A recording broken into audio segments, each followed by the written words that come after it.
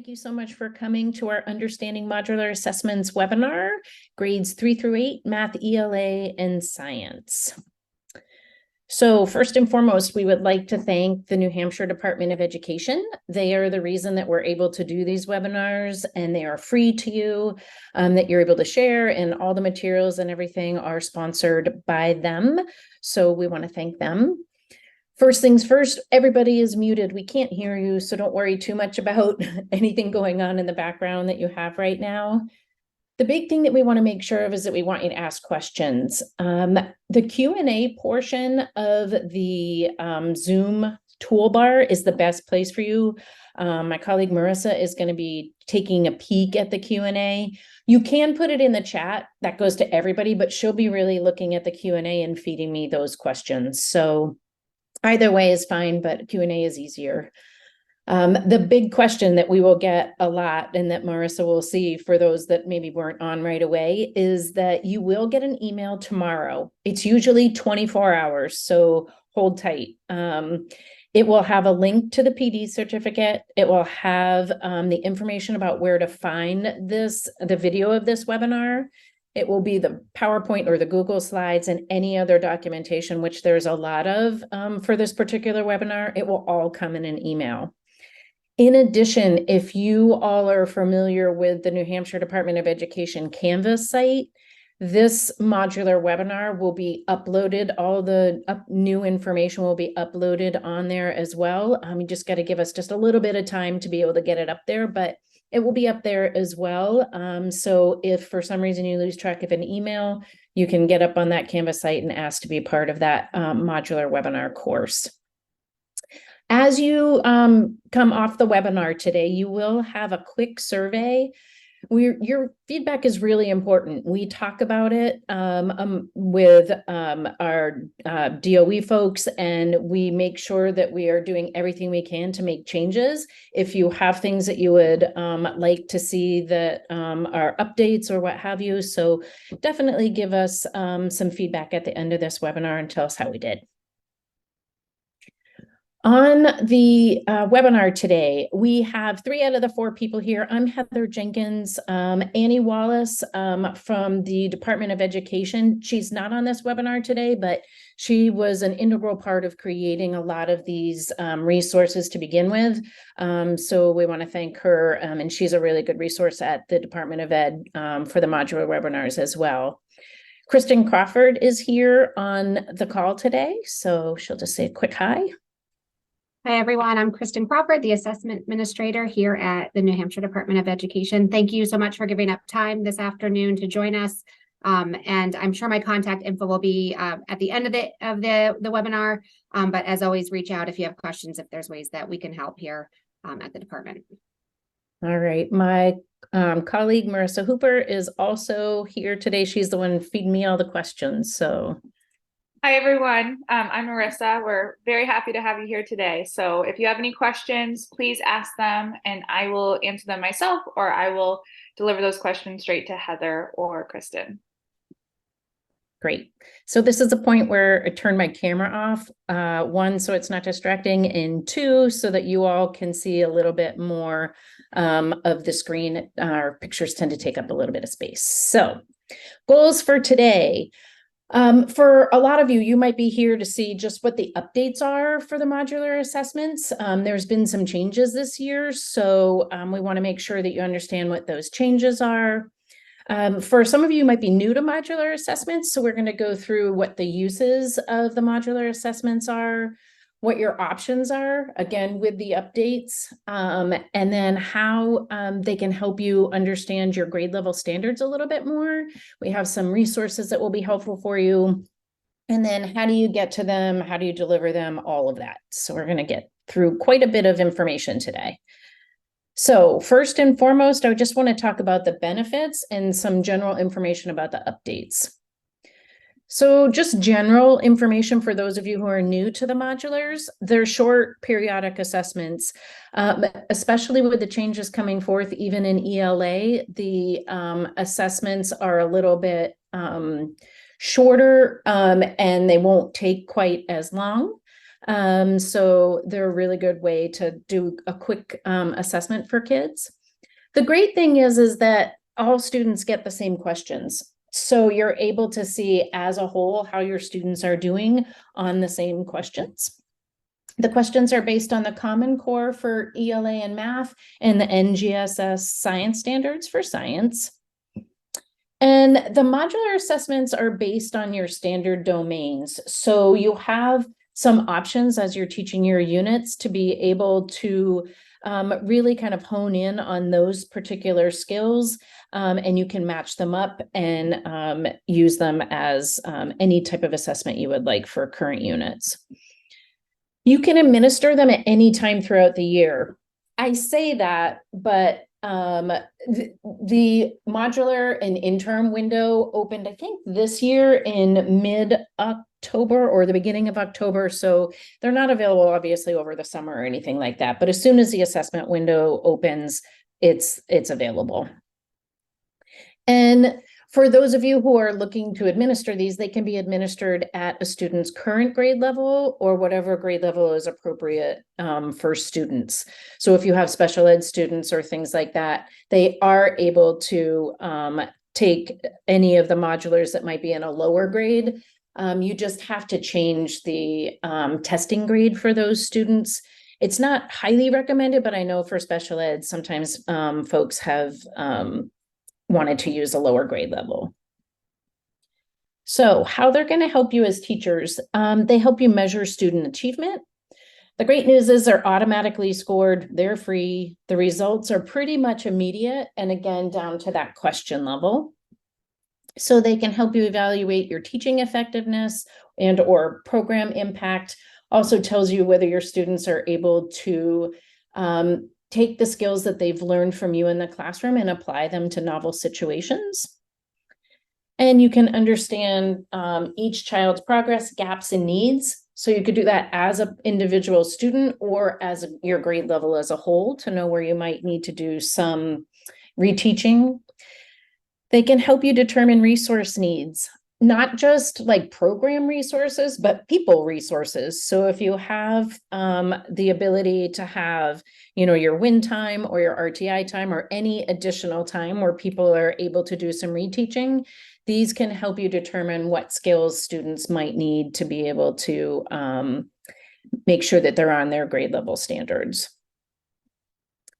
The other way that they help teachers is they can provide you detailed information for instructional purposes. So depending on when you give a modular assessment, it can help you figure out where students need to continue to have learning or where they come into a unit so that you're not spending too much time on things that they might already know as well. One of the biggest reasons that I like the New Hampshire modulars is that they're really helpful in having teachers take a peek at them and have them really understand what the grade level standards are. Because they're aligned to the Common Core, it's really helpful to look at different questions that are related to those standards to make sure that we are teaching to the depth of knowledge that needs to be taught to for each grade level and for each standard. For students, the student benefits are, it basically gives an idea of what the assessments are all about. What I mean by that is a lot of times, the only time students ever log in to the New Hampshire SAS portal is during the summative assessments. It becomes a really stressful situation for students to be able to log in. They need to get their IDs, they need to get their other information to log in. And sometimes they look at it and it is completely foreign to them. So by doing the modulars, it creates a little bit more of an understanding for students for them to really kind of know what to expect when the summatives come up as well. It allows them to practice in the system, and it can take barriers of testing away as well. So a lot of times we get on there and students don't know how to use a particular whether it be a graph or drag and drop or things like that. So it allows students to practice in that way as well. How they can be used. So You can use them in any way you would like. They can be used as an end of unit assessment. They can be used as a pre-assessment. They can be used as a formative assessment. They can be used as a practice test. And you can also, through the assessment viewing application, you can project an individual question and work through it with students. So they don't necessarily have to do the actual assessment for them to be getting benefits from some of the questions. You could work through it as a question of the day or what have you. Updates. So these are some of the updates that we know of for the modulars for this year. Is we know that all the modular assessments have been updated for ELA and math.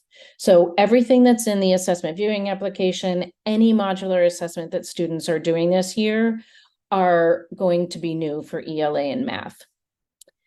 What they have done is they have released items from the summative assessment, and they are now modular assessment questions. So the questions that you used to have before are no longer there. And so these are all released items.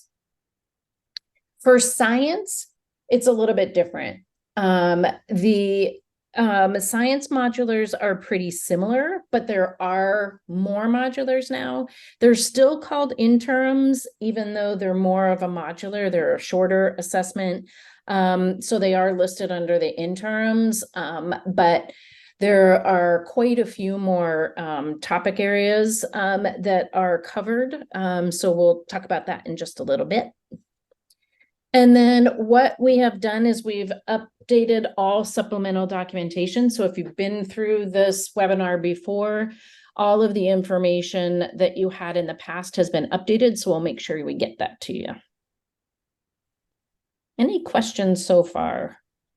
I do have a question for you or Kristen, which is, can we expect the narrative writing modulars to be available this year? It is my understanding that that is a no, but Kristen, you might have other information. Yeah, we don't have anything available yet. That is something that we are asking our vendor for. They just piloted the first of the narratives a couple weeks ago.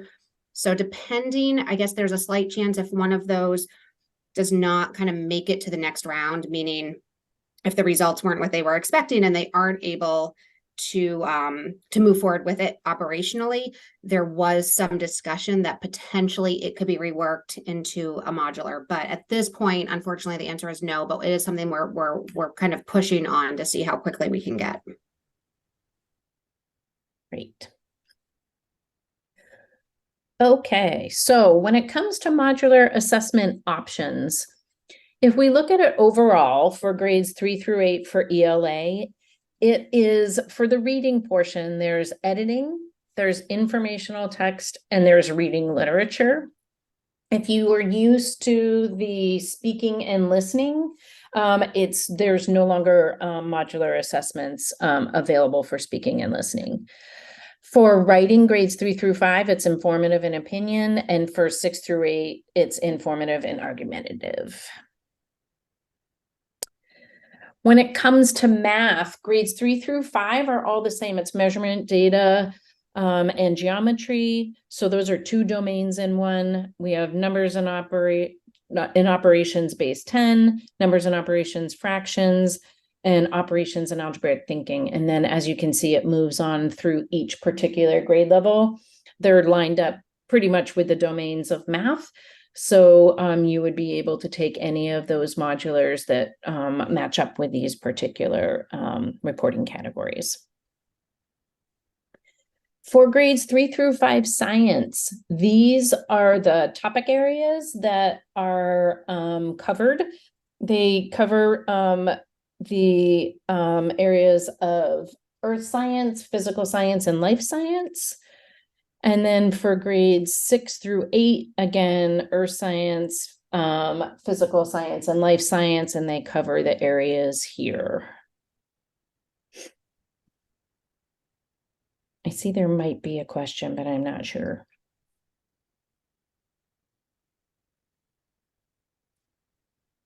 There is a question. It says, it does not seem like we are able to print students' writing products any longer.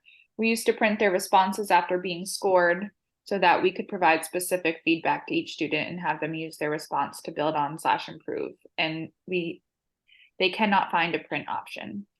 There was never a print option for what the students have typed in. That was always something that you had to kind of finagle and open up a specific student and take a screenshot of their writing and paste it in a Word document. There was never a time where you could actually print out what the student's actual writing was. I've been doing the modulars for the last 4 years, and it's never been an option to print. So whatever was available before for the writing. So as you go in and you look at student work for writing, you should be able to click on a specific student and see their actual writing for a modular. And then you could take a screenshot of it, but it was never a report to print out. Any other question? No, we are good. Okay, great. All right, so grade level examples. So for each grade level, there is going to be an example document. And so the next few slides are just going to give you an understanding of what's on each grade level document. So for grades 3, 4, and 5, so for grade 3, your grade level example document is going to include math, ELA, and science. For grade 4, the same in grade 5. Those tend to be self-contained classrooms where teachers teach all subjects. For grades 6 through 8, there's a grade 6 through 8 math, a grade 6 through 8 ELA, and a grade 6 through 8 science. So I want to go down and show you sort of what is going to be part of each one of these documents, and then I will show you where you're going to find them once you get the link for tomorrow. For the math grade level documents, your information will include the math modular topics. You will see question types and related standards breakdown. So you'll be able to see all of the different questions, what type of questions they are, and what how many questions are related to specific standards. You'll also see for math, we created a sample question for each domain of math that's related to what we feel is a common misconception for students. If you have had the modular example documents in the past, these examples haven't changed, but the question breakdown and all of that has. And we've also now included the math vocabulary list. So I'll show you what this means. So for the grade level examples, I've just used grade 5 because it kind of is right down the middle. Here's the examples for 5th grade math. This would be in your documentation. And then this is the question breakdown. We had a lot of questions in the past about which modulars had a lot of multiple choice or a lot of open questions. So we went through and we figured out of the number of questions on each particular modular, how many questions were multiple choice and how many were open. I also would like to let you know, for the most part, the modulars now for math are 10 questions. There's a couple that are 9, but they don't vary quite as much anymore for the number of questions that you're getting. When we look here, this is another question breakdown that is on each one of the grade level documents. And what this does is it tells you how many questions. So if we're looking at operations and algebraic thinking, modular A, there are 3 questions on OA1, 4 questions on OA2, and 3 questions on OA3. So we just broke down which standards were associated with the number of questions on each modular. For math, this is also then aligned to achieve the core, which is basically tells you which standards are your major standards, your supporting standards, and your additional standards or clusters of standards, really. And so we've aligned it with that particular website as well. Just a heads up, the Achieve the Core is an algebra progression. I think most of you who are aware of Achieve the Core know that, but I just want to make sure that you understand that it is an algebra progression. A lot of folks wanted to see what the major supporting and additional clusters were, so we put them on here. Here is what I was talking about, where you'll see for each domain, you'll see an example of a question, and we've given you the standard here and then the common misconception for students. It can be really helpful as you're sort of looking through the documents, and just even if you didn't use the modulars, to know when it comes to where the assessment, where we're seeing students are having a little bit of a harder time. And this is where I can definitely want to thank Annie Wallace for helping out with this. When we first did this, we went through all of this together, and she was really helpful in getting the examples on here as well. Each particular grade level document will have a vocabulary sheet that is basically all of the vocabulary that you might see on that particular grade level assessment for math. Any questions about that? I've seen questions pop up, but I think you might be answering them, Marissa. Yes, we Okay, are. perfect. Great. For ELA, you will have, again, in the section, you will have the modular topics. You're going to have the question types and related standards breakdown. You're going to have a sample question for each type of modular that we have, and then just general information about what's asked for that. And then you'll have the ELA vocabulary list. So again, here's 5th grade ELA. Here's the options. Here's the question breakdown. You can see already, if you've been here before, that, and if you've used the modulars, a lot less questions for ELA now. So you can see the question breakdown for multiple choice and open, depending on which particular modular you might be using. And then here's the question breakdown for the number of questions related to a specific reading standard. And then here's an example. Again, this is reading literature. It just gives you some general information to let you know what you might need to think about on the reading literature modular. And then this is a writing. This is informative writing. So most of the time you have a couple of passages on the left, and then it asks a specific question on the right-hand side. Here's the ELA vocabulary list, again, for each grade level. And then we'll move on to science. So for science, you'll get your topics. Then you'll get your topic arrangement and performance indicator breakdown. You'll get the science PLDs and the sample science modular. So if we're looking at grades 3 through 5, here would be some examples of what you might see for the science topics. Choose one of those. This is what I want you to really understand about the science modulars. They're actually in grade 5 for 3, 4, and 5, and they're in grade 8 for 6, 7, and 8. What I want you to see here is you can see the 3-ESS 2-1A. That 3- means that's a 3rd grade topic. If I were to choose another one, this is a 4th grade topic. This is a 5th grade topic. So even though you might be a 3rd or 4th grade teacher, right, and you think that the modulars are only available for 5th grade, if you teach 4th grade and you go into the 5th grade assessment viewing application, you can see which topic areas of yours are for 4th grade, and your students can take those particular science modulars. Okay, so for 5th grade, this is just an example of what it looks like for 5th grade. This would be for physical science. This is the particular, these are all your performance expectations, and then these are modulars that are associated with it. So the green ones we have modulars for. And then it goes through life science and physical sciences, or life science and earth science as well. This is just an example here. Here are the science PLDs. These are a work in progress, just a heads up.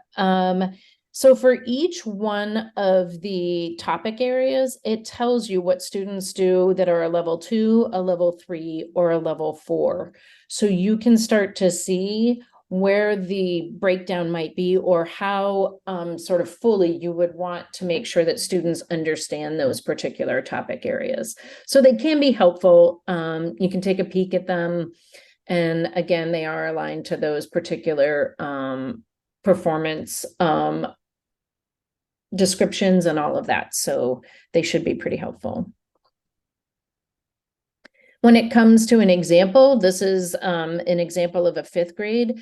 These tasks are, they're not really a performance task, but they kind of feel like it a little bit, because you get some information on one part of your screen, and then they have to answer multiple questions related to that. Some of them are little mini labs. Some of them are answering drop-down questions. These are just examples of the questions that were for this particular science modular. So you can see there's a multi-select here, there's drop-downs, and so on and so forth.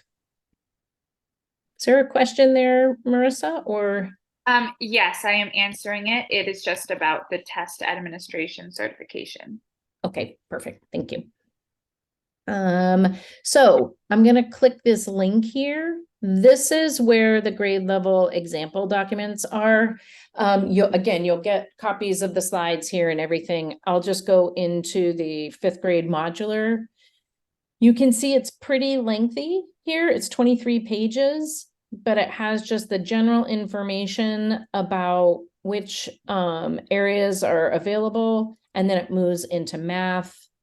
And you scroll down, you'll see all the different areas here, and then the example questions for each domain. And then as you scroll through here, you'll get to ELA, same type of thing.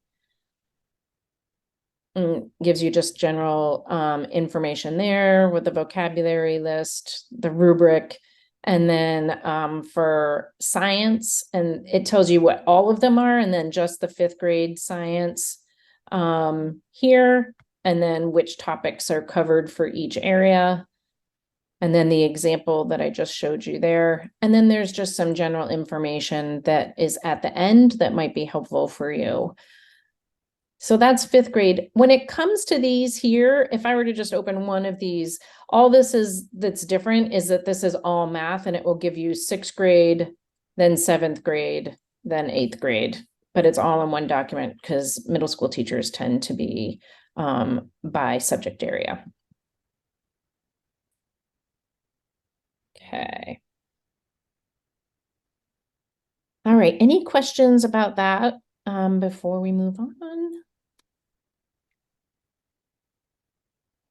All right. What I want to do now is I want to show you the assessment viewing application. So for those of you who haven't done anything with the modulars before, or just want to check out what the new ones look like, if you go into the assessment viewing application, this is the exact sort of link to it. But if you just type in Google NH SAS, it's one of the first things that comes up. So as soon as you're on here, you want to hit test administration. You could also just be on the first page and hit test administration there. I always do it at the top. So whichever way you want to get to the test administration. At the top, there's preparing for test. You will choose the assessment viewing application. The question that Marissa was answering about the test administration certification is here. So for those of you who have not taken the test administration certification for this school year, you'll need to retake it. You take it once per school year, not calendar year. So even if you took it this past, April or May, you need to take it again now for the 23-24 school year. If you take it now, it's going to be all good even through the summative window this next spring. So once you're done with that, then you can look at the assessment viewing application. It won't let you look at it until that certification's done. So once you choose the assessment viewing application, you have to log in. If it's your first time logging in, you're going to say request a new one for this school year. And, go through the motions of getting into your email and all of that. Once you're in there, you have a drop down. You're able to choose a specific grade level. Once you choose a grade level, this is a little bit different now. This is new. So once you choose a grade level, now you see that you can choose either ELA, math, or science. As soon as you click whatever one you want, this happens to be math, it opens up what you can see for the math modulars. The cool thing with this now, though, is that I can choose this, from each one. I can go back to math. I can choose a different grade level, whatever it is. So it's pretty easy to navigate. Okay. So I just want to go live really quickly just to kind of show you that. If I'm here and I want to get into the assessment viewing application, I can just again type in New Hampshire SAS. Not this one here. It'll just take a few more steps. It's the portal. So I'm going to click here, click on test administration. Right here's the assessment viewing application. And I'm able to choose whatever grade level I want. So if I wanted to choose grade 8, I could go and look at ELA. I can scroll down, there's Braille modulars, but these are the ones we're really using here. If I wanted to go back, I can go back, go to math. I can go back, go to science. Again, there's a lot more science options now. And then I can switch grade levels if I wanted to and do the whole thing over again. So that is the assessment viewing application and how to get there. Can I ask a quick question, Heather? Sure. Your timing. Someone tried to log in and it let them know that the user is not a certified proctor. Is that a district error or is that something on if they're not a certified, well, yeah, I think the reason is that they have probably not taken the test administration certification. Were they trying to do that? Or were they trying to get into the assessment viewing application?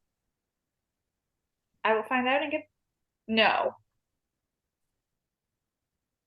I believe they were just trying to log in, but I can gather some more information and I will. Yeah, the you're not a certified proctor tends to show up when you haven't done the test administration certification and you try to get into the assessment viewing application.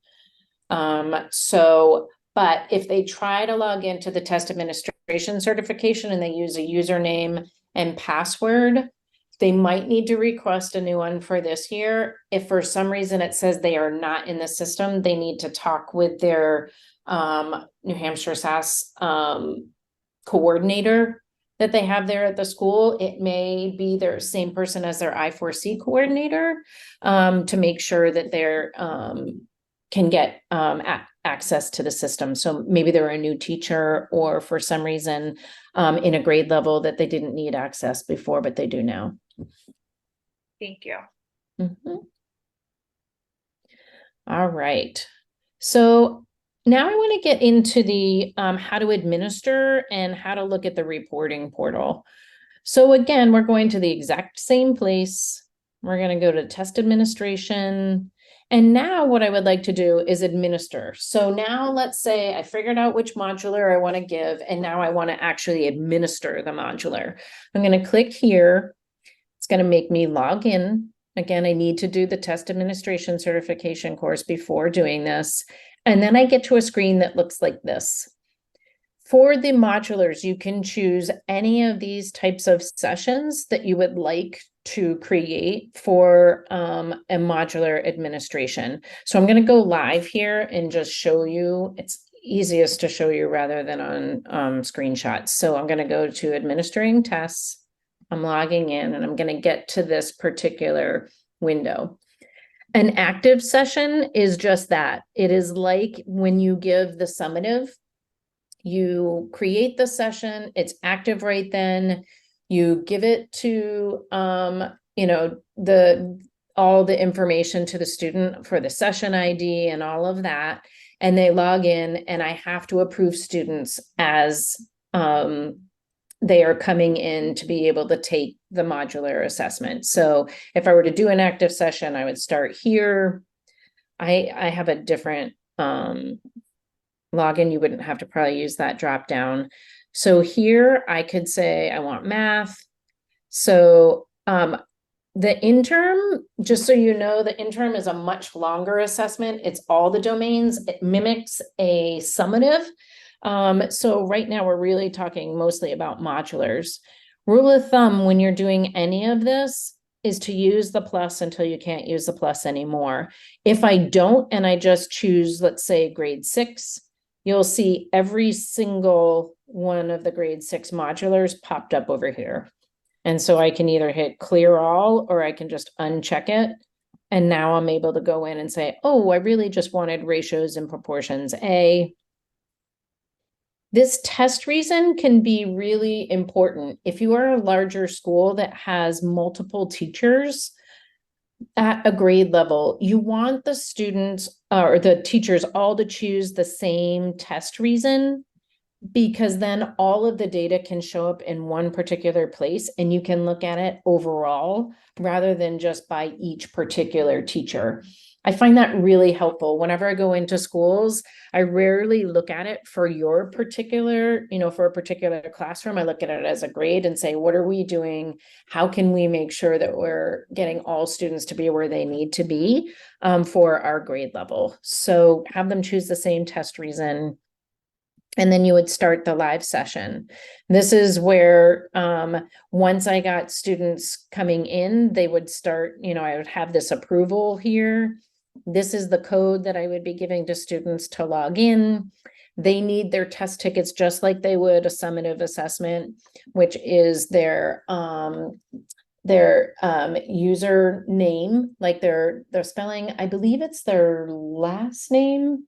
I can't remember exactly what it is. And then the login for them. So they each have their own unique login. And I would be able to approve students as they came in. They would be able to take the modular. And then as soon as I'm done, I would stop the session. And then that session is done for good.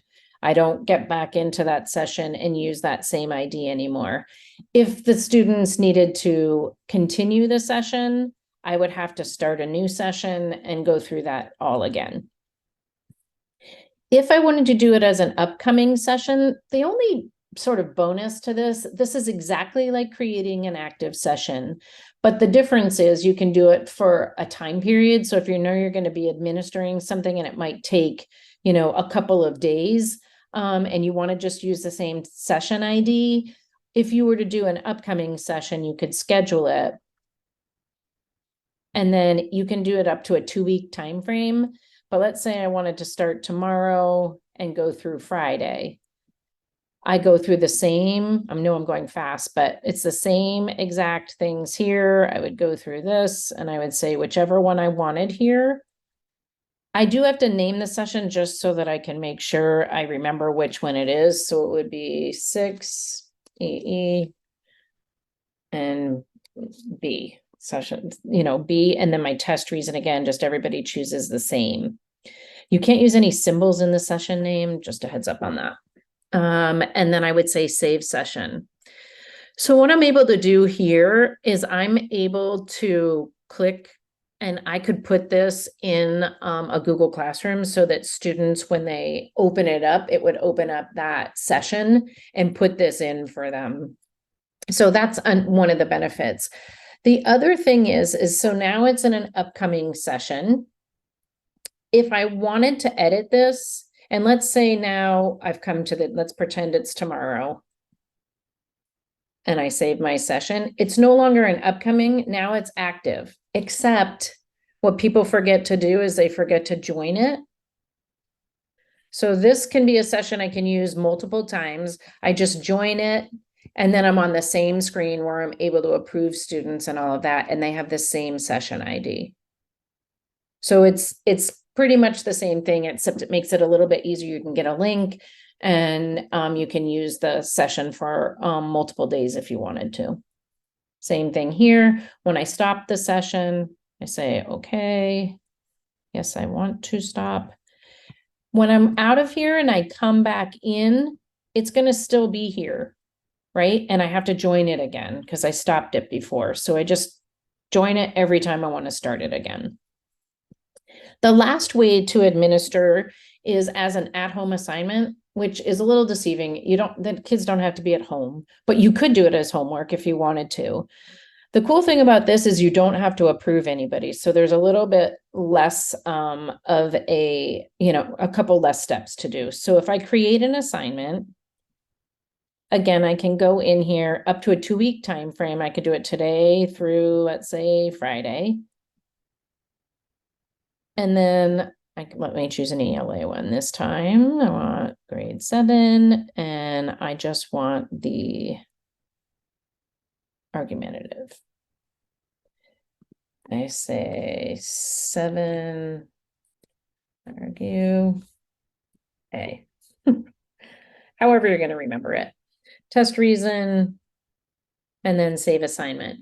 This don't click copy here. Just click this and put it into you could probably click the whole thing, but this is what they're going to click on to get to the session. So you're able to have the kids log in. You don't have to approve them. So this session is active. It's active right now. I can share the link at any time. The students can be sitting right in front of you while you're doing this and walking around the classroom, and you just share the link, and it's just a little bit easier. So some folks like this. You have a little bit less ability for quality control because they could log in if they wanted to in the middle of the night and do whatever they wanted to for that particular modular, but I'm not sure how many kids are going to be doing that. So a lot of folks like this particular way of administering. Any questions on administration? I think I've answered them, but if I have not, then feel free to continue asking. Okay. All right. So next are the reports. So here's the deal with reports. Once your students finish a modular and they click the button to be able to submit it, the results should pretty much be available. The only time that we've seen a real delay is if it's a really heavy period of time. So sometimes if you're given the modulars during like the assessment, the summative assessment window, it gets a little bit backed up. So it takes a little longer for the results, but they're pretty much available right away.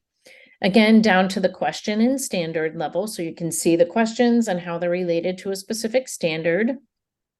So again, the data can be used for assessing understanding for students, creating groups, digging deeper into students' mastery of standards, or it could just be, let's take a look at this. Let's talk through this problem. What was easy? What was hard about this? Once you take a peek at the question, you might say, oh, I can see where students' misunderstandings were with this. And it just is allowing you to kind of really form any other additional instruction that might be needed. Big thing is rosters need to be created in Tide to allow teachers to see the data. So if you're a TE or a teacher and you give a modular, you could give 100 modulars, but you can't see any student data unless you have a roster created. And what that does is it allows you access to see data on specific students. So it's not automatic. Just because you administer it doesn't mean you get to see the data. So those rosters need to be created for you by one of your administrators. Getting into the reporting portal is the same drill. We're getting right into that. Test administration. Instead of doing the administering test, we're going to go down to reporting. As soon as we're in reporting, you're going to see something like this. There's, you want to make your default selections or what have you.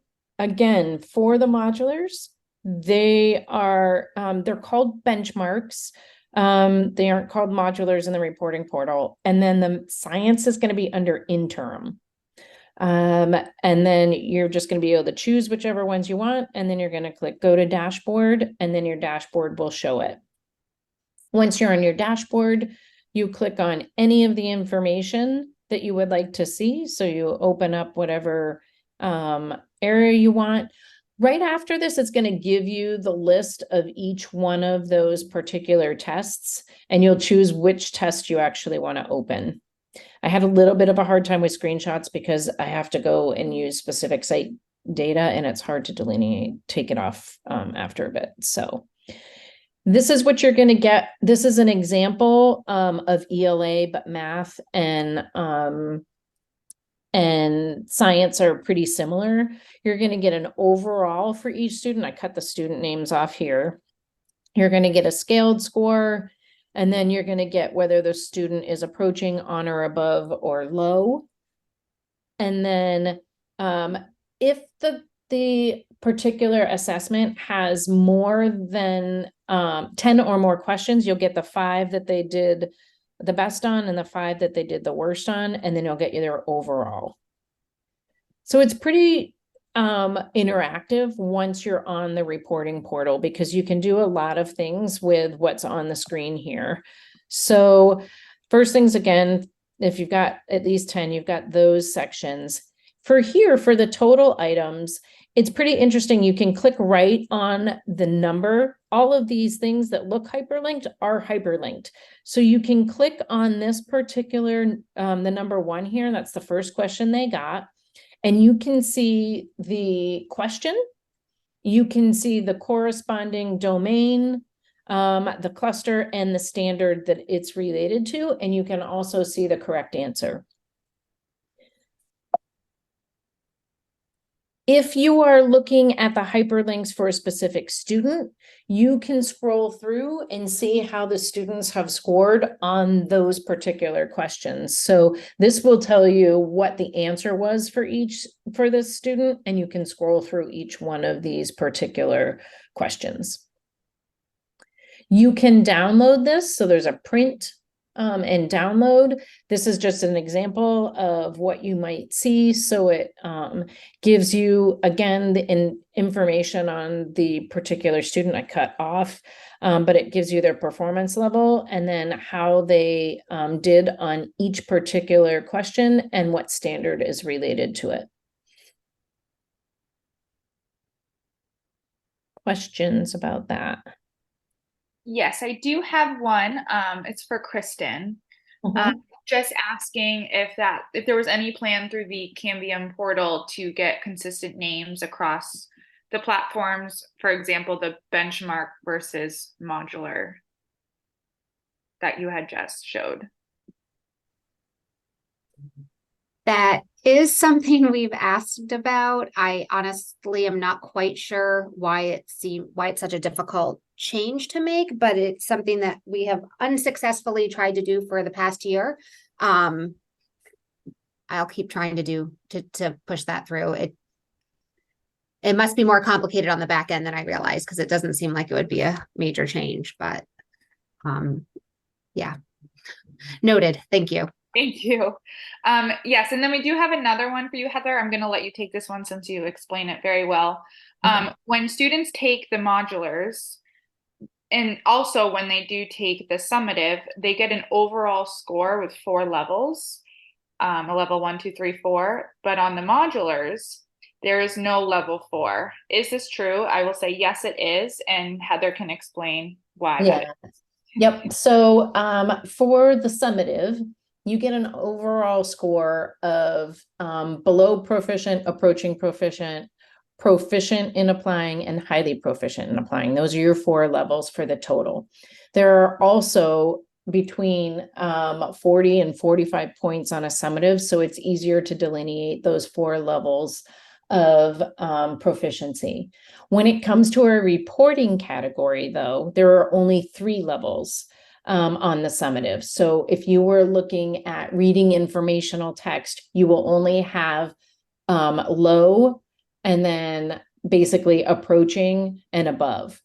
That's what is also then reported out on the modulars. We only get the low, sort of approaching and above for those particular levels for the modular assessments. It just has to do with the fact that there's only 10 questions and it's hard to really break that into 4 different levels of proficiency. Yeah, so they do actually align with the summative, the modulars do align with the summative assessment. They just don't have an overall for all of the modulars. Exactly. Okay. All right. For other New Hampshire SAS resources, we've got some supplemental documents. These are the ones that I wanted to thank Annie for from the beginning.